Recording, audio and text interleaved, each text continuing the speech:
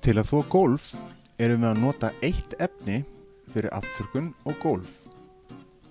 Við mælum 10 ml með mælikúlunni sem föst er á flöskunni og blöndum síðan í 10 lítra af vatni. Fatan með sápunni er alltaf fremst.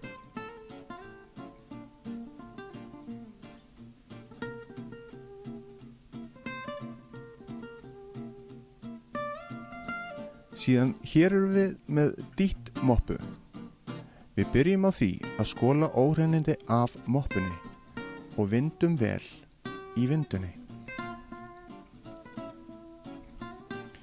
Síðan sækjum við okkur hreint sápuvatn og vindum síðan aftur til hún sé ekki of blaut þegar við leggjum hana á gólfið.